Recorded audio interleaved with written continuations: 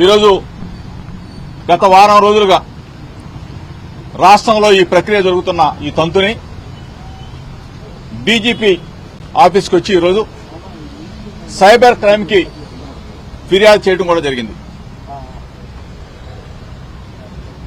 ధైర్యంగా చెప్తా ఉన్నాం, దమ్ముగా చెప్తా ఉన్నాం.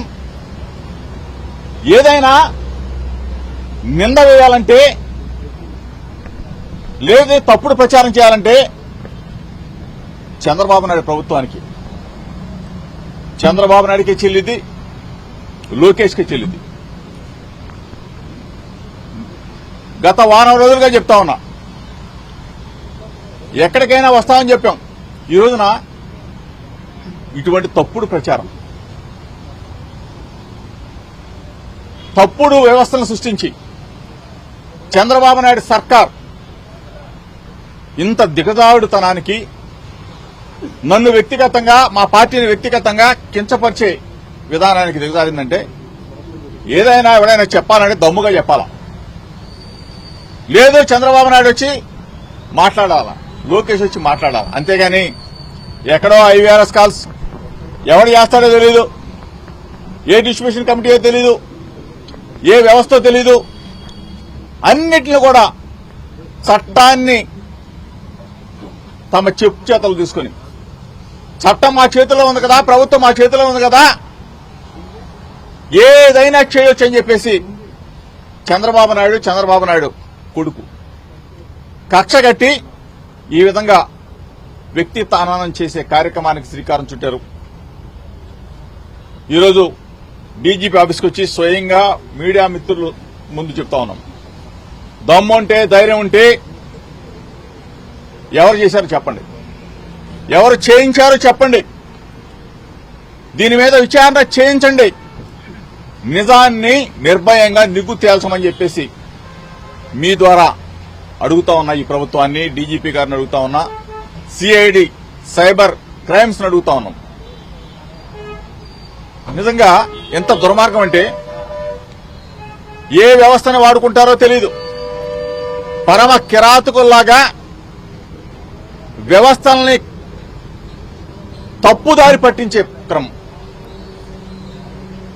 టెలికాం వ్యవస్థని తప్పుదారి పట్టించే, ఐటీ సెక్టార్ని తప్పుదారి పట్టించే ఇన్ఫర్మేషన్ టెక్నాలజీని వాడుకొని, టెలికాం వ్యవస్థను వాడుకొని దీని మీద పూర్తి స్థాయిలో విచారణ జరిపించమని చెప్పేసి పోలీసు అధికారులను కోరుతా ఉన్నాం. బాధ్యులైన వారిని, ఎంతటి వారున్నా సరే ప్రభుత్వంలో, ఆఖరికి చంద్రబాబు నాయుడు ఉన్నా సరే, చంద్రబాబు నాయుడు కొడుకు లోకేష్ ఉన్నా సరే, ఇటువంటి తప్పుడు వ్యవస్థల్ని వాళ్ళ చెప్పు చేతల్లో పెట్టుకుని వ్యక్తిత్వ హననం చేసే ఇటువంటి దుర్మార్గమైన క్రీడని పరిశోధించి పోలీసు వ్యవస్థ అరికట్టాలని చెప్పేసి, దీన్ని చేసిన ప్రతి ఒక్కరిని కూడా ఇందులో బాధ్యులను చేసి కేసులు పెట్టాలని చెప్పేసి మీడియా మిత్రుల ద్వారా డిమాండ్ చేస్తా ఉన్నాం. ఈ పాటికే చెప్పా, నా మీద ఒక బురదేశారు చంద్రబాబు నాయుడు ప్రభుత్వం. నేను సిద్ధంగా ఉన్నా, దేనికైనా రెడీగా ఉన్నా.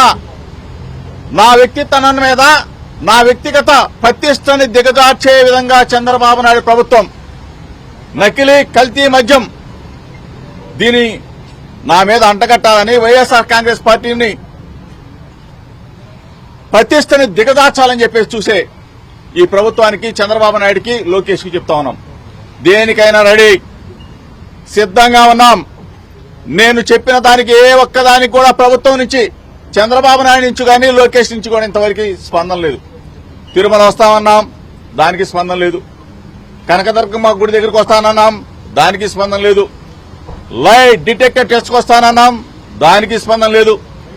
నిన్నగాక మొన్న చంద్రబాబు నాయుడు చెప్పిన తర్వాత వరలరామయ్య చెప్పాడు, ఇది కాదు, తిరుమల కాదు, కనకదుర్గమ్మ గుడి కాదు, లైట్ డిటెక్టర్ టెస్ట్ కాదు, నార్కో ఎనాలిసిస్ టెస్ట్ కి రెడీ అని దమ్ముగా చెప్తా ఉన్నా. డీజీపీ ఆఫీస్ ముందు చెప్తా ఉన్నా, నార్కో ఎనాలిసిస్ టెస్ట్ కైనా సరే జోగి రమేష్ రెడీగా ఉన్నాడు, సిద్ధంగా ఉన్నాడు. నా నిజాయితీ, మా పార్టీ నిజాయితీని మేము నిరూపించుకోవడానికి సిద్ధంగా ఉన్నాం. చేసిన తప్పుని కప్పిపుచ్చుకోవడానికి పేకల్లోతు మద్యం మత్తులో కుంగిపోయిన, కుసించిపోతున్న ఈ సర్కార్ నారావారి సారా సర్కార్ వైఎస్ఆర్ కాంగ్రెస్ పార్టీ మీద జోగి రమేష్ మీద బురద వేయాలని చూస్తే ప్రజలు క్షమించరుగాక క్షమించరు. ఏ విచారణకైనా ఆఖరికి చెప్తా ఉన్నా చంద్రబాబు నాయుడుకి లోకేష్ కి భారతదేశంలో ఎంత దర్యాప్తు సంస్థ ఉన్నా ఎటువంటి పెద్ద విచారణ ఉన్నా సరే సిద్దంగా ఉన్నాం వైఎస్ఆర్ కాంగ్రెస్ పార్టీ జోగి రమేష్ అని చెప్పి మీ ద్వారా చెప్తూ ఈ ఐవీఆర్ఎస్ కాల్స్ మీద విచారణ జరిపించి నిగ్గు తేల్చమని చెప్పేసి పోలీస్ అధికారుల్ని పోలీస్ వ్యవస్థని కోరుతా ఉన్నాం. వాళ్ళని శిక్షించమని చెప్పేసి మీ ద్వారా తెలియజేస్తా ఉన్నాం.